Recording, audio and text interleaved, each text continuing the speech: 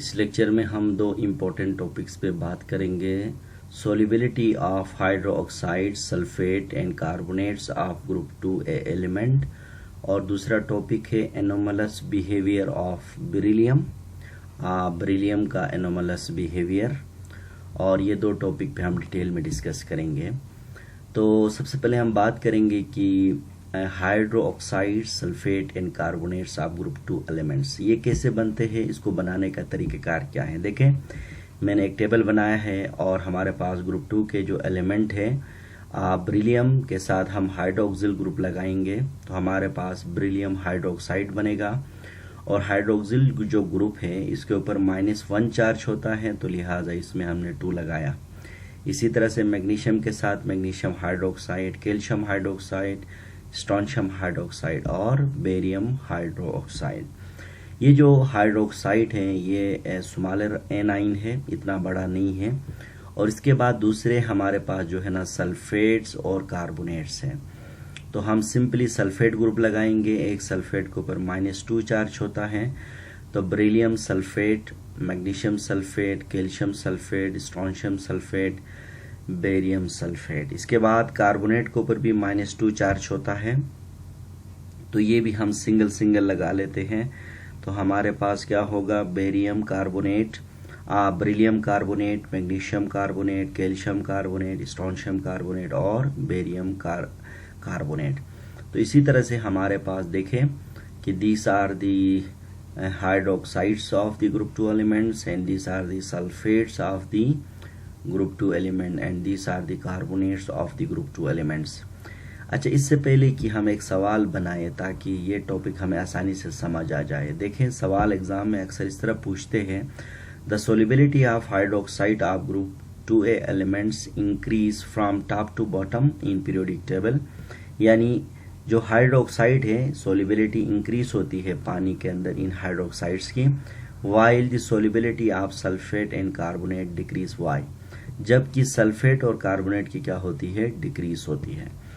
तो इसके पीछे रीजन ये है कि जो हाइड्रोक्साइड्स होते हैं, हम जब डाउन द ग्रुप इनको हम वाटर में डालते हैं तो जितना ये डाउन द ग्रुप बढ़ेंगे तो इनकी सोलिबिलिटी क्या होती है, वाटर के अंदर इंक्रीज होती है। इसका रीजन ये होता है कि लेटिस एनर्जी क्या होती है, डिक्रीज होती है। जैसे कि मैंने लिखा, it is due to decrease in the lattice energy from the top to bottom and increase in the size of the cation and the smaller the size of the यानी OH आयन। यानी इसका reason ये है कि जब हम top से bottom की तरफ जाते हैं तो लेटिस एनर्जी डिक्रीज हो जाती है और केटाइन का साइज इंक्रीज होता है, जबकि एनाइन का साइज पहले से ही छोटा होता है और ये रिमेन कांस्टेंट रहता है। अब जाहिर सी बात है, एक चीज का साइज बढ़ेगा और दूसरी चीज का साइज छोटा होगा, तो इनके बीच में इलेक्ट्रोस्टैटिक जो फोर्स ऑफ अट्रैक्शन होंगे वो कमजोर होते जाएंगे। अब लेटिस एनर्जी क्या है, देखें, 1 मोल ऑफ आयनिक कंपाउंड अपने गैसियस एलिमेंट से बनाने के दौरान जो एनर्जी रिलीज होती है उस एनर्जी का नाम क्या है, लेटिस एनर्जी है। जैसे कि लिखा गया था, amount of energy release when 1 mole of ionic compound is a form, its gaseous form of element is called lattice energy। जिस तरह देखें, NaCl बनाया हमने 1 मोल आयनिक कंपाउंड, इसके गैसियस एटम सोडियम और क्लोरीन से, तो हमारे पास -787 किलो जूल पर मोल एनर्जी रिलीज हो गई। तो इसी तरह से इसको हम क्या कहेंगे, लेटिस एनर्जी कहते हैं। लेटिस एनर्जी जो होती है वो सोलिबिलिटी के साथ क्या होती है, इनवर्सली प्रोपोर्शनल होती है। अगर किसी भी आयनिक कंपाउंड की लेटिस एनर्जी जितने ज्यादा होगी तो बॉन्ड इतनी ज्यादा टाइट होगी और सोलिबिलिटी क्या होगी, पानी के अंदर या सॉल्वेंट के अंदर कम होगी। तो ये रीजन ये है कि हमारे पास हाइड्रोक्साइड जो होता है, जो हाइड्रोक्सिल जो ग्रुप होता है, ये बेसिकली स्मॉलर साइज का होता है।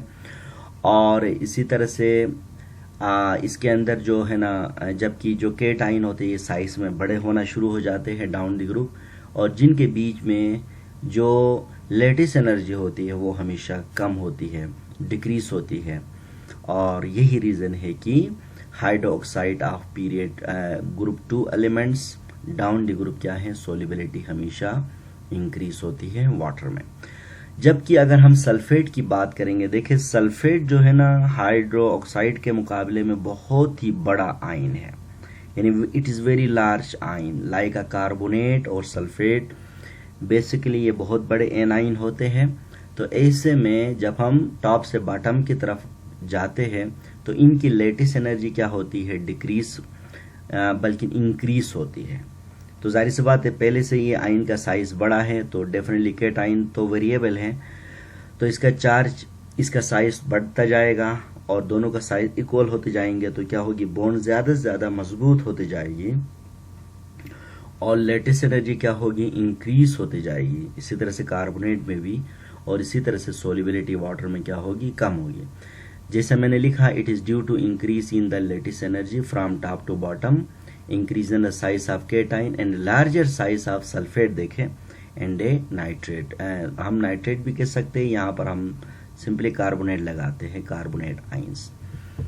इसके बाद दूसरा जो टॉपिक है, how beryllium differ from the other member of its group, यानी बेरिलियम अपने ही members like magnesium, calcium, strontium और बेरियम से मुख्तलिफ क्यों है, पेकुलर प्रॉपर्टी शो क्यों करता है, एनोमलस बिहेवियर शो क्यों करता है। 3 रीजन है। एक रीजन ये है, it is due to smaller size, beryllium का साइज बहुत छोटा होता है, और हाई इलेक्ट्रोनेगेटिविटी, इसकी इलेक्ट्रोनेगेटिविटी ज्यादा होती है और जिसकी वजह से ये आयनाइजेशन एनर्जी भी इसकी ज्यादा होती है। ये 3 रीजन है जो कि बेरिलियम अपने ही मेंबर से डिफरेंट प्रॉपर्टी शो करता है। अगर यही क्वेश्चन हमें लॉन्ग क्वेश्चन में पूछा जाए तो हमें हेडिंग लगा के डिस्कस करना पड़ेगा, और वो ये है कि पहला पॉइंट है hardness and melting and boiling point. देखिए बेरिलियम जो है ना साइज में छोटा है, ये बहुत हार्डेस्ट होता है, हाई मेल्टिंग और बॉइलिंग पॉइंट होती है, जबकि दूसरे एलिमेंट की कम होती है। इसका रीजन ये है कि स्मॉलर साइज होता है, हाई इलेक्ट्रोनेगेटिविटी होती है, स्ट्रांग मेटेलिक बॉन्ड होता है, स्ट्रांग इंटर एटॉमिक फोर्सेस होते हैं, जिसकी वजह से बेरिलियम हार्ड होता है, हार्डेस्ट होता है, दूसरे एलिमेंट सॉफ्ट होते हैं, और मेल्टिंग और बॉइलिंग पॉइंट बेरिलियम का ज्यादा होता है और दूसरे एलिमेंट का कम होता है। अच्छा, इसके बाद दूसरा प्रॉपर्टी ये है कि फॉर्मेशन ऑफ कोवलेंट कंपाउंड। देखें बेरिलियम की ये टेंडेंसी होती है जब भी ये कंपाउंड बनाएगा ये कोवलेंट नेचर का होगा, जबकि दूसरे जो एलिमेंट होंगे इसी के ग्रुप के ये आयनिक बनाते हैं। मिसाल के तौर पर देखें बेरिलियम ऑक्साइड, ये बेसिकली क्या है, ये कोवलेंट कंपाउंड है, जबकि magnesium oxide, calcium oxide, strontium ये एक आयनिक है। क्योंकि बेरिलियम का साइज छोटा है, ये ऑक्सीजन को ज्यादा पोलराइज करता है, इलेक्ट्रोनेगेटिविटी ज्यादा है, आयनाइजेशन एनर्जी ज्यादा, इलेक्ट्रॉन आसानी से दे नहीं सकता है मुकम्मल तौर पर, तो ये ऑक्सीजन के साथ इलेक्ट्रॉन शेयर करता है और तभी ये आयनिक कोवलेंट कैरेक्टर है, जबकि मैग्नीशियम और दीगर ऑक्साइड क्या है, आयनिक होते हैं। इसके बाद वाटर के साथ रिएक्टिविटी देखें, बेरिलियम को आप वाटर में डालोगे तो ये बिल्कुल डिजॉल्व नहीं होगा, और इसका रीजन ये है कि बेरिलियम का साइज छोटा है, इलेक्ट्रॉन आसानी से नहीं दे सकता है, आयोनाइज नहीं हो सकता है, जबकि दूसरे जो हमारे पास एलिमेंट है स्पेशली मैग्नीशियम, कैल्शियम, स्ट्रोंशियम, ये हमारे पास अल्कलाइन मेटल ही इसलिए कहते हैं कि ये पानी के अंदर जाकर क्या करते हैं, यानी बेसिस प्लस क्या करते हैं, हाइड्रोजन गैस पैदा करते हैं। यानी ग्रुप नंबर 2 के तमाम एलिमेंट अल्कलाइन जो मेटल्स होते हैं, और जबकि बेरिलियम अल्कलाइन होने के बावजूद भी ये बेस पैदा नहीं करता है, साइज छोटा है, जबकि दूसरे वाले बेसिस पैदा करते हैं, जबकि हाइड्रोजन गैस भी पैदा होता है। इसके बाद हमारे पास behaviour of oxide and hydroxide. देखिए बेरिलियम के जो ऑक्साइड्स होते हैं ना, ये बेसिक यानी एम्फोटेरिक होते हैं, जबकि दूसरे जो हमारे इसी के मेंबर है इनके ऑक्साइड बेसिक है। मिसाल के तौर पर देखें मैग्नीशियम ऑक्साइड ये बेसिक ऑक्साइड है, जबकि बेरिलियम ऑक्साइड ये एम्फोटेरिक है। एम्फोटेरिक का मतलब जिसमें एसिड के साथ भी रिएक्शन करेगा, बेस के साथ करेगा तो एसिड बनेगा, और एसिड के साथ करेगा तो बेस बनेगा। जिस तरह बेरिलियम ऑक्साइड ने एसिड के साथ रिएक्शन किया, यहाँ पर बेस बना और एसिड, और हमारे पास साल्ट प्लस वाटर बना, और इसी तरह से यही बेरिलियम ऑक्साइड बेस के साथ रिएक्शन करने से साल्ट बनाया और प्लस वाटर बना। इसके बाद है बिहेवियर ऑफ कार्बाइड। देखिए कार्बाइड क्या होता है, कार्बन से कम इलेक्ट्रोनेगेटिव एटम जब कार्बन के साथ अटैच होता है तो बनने वाला कंपाउंड को कार्बाइड कहते हैं। कार्बन से कम यानी कार्बन का ताल्लुक है ग्रुप नंबर 4a से है, इससे कम वाले का मतलब ये कि कम इलेक्ट्रोनेगेटिव, यानी 3a, 2a और 1a।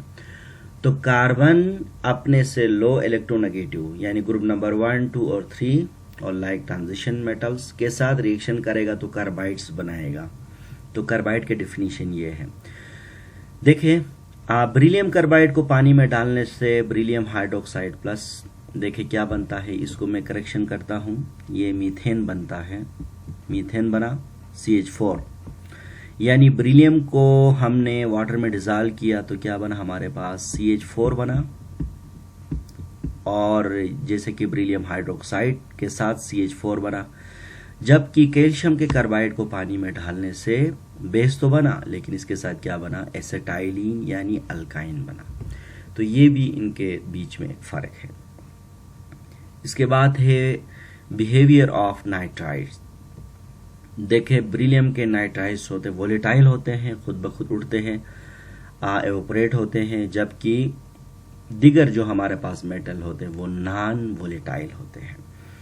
इसके बाद हमारे पास है number of molecule water of crystallisation, यानी वाटर ऑफ क्रिस्टलाइजेशन जब हम करवाते हैं तो नंबर ऑफ वाटर के मॉलिक्यूल कितने अटैच होते हैं। देखें जब हम बेरिलियम को पानी में डालते हैं तो क्रिस्टलाइजेशन के दौरान ये मैक्सिमम टोटल 4, यानी ये बेरिलियम आयन है, ठीक है, +2 है, ये मैक्सिमम 4 वाटर मॉलिक्यूल को एकोमोडेट कर सकता है। जबकि दूसरे जो इसके मेंबर है मैग्नीशियम, कैल्शियम, स्ट्रोंशियम, बेरियम, ये 4 यानी 5, 6 और 8 तक भी एकोमोडेट कर सकते हैं। इसका रीज़न ये है कि इसके पास करीब में d ऑर्बिटाल नहीं है, और जबकि दूसरा ऑक्साइड के करीब में d ऑर्बिटाल मौजूद होता है।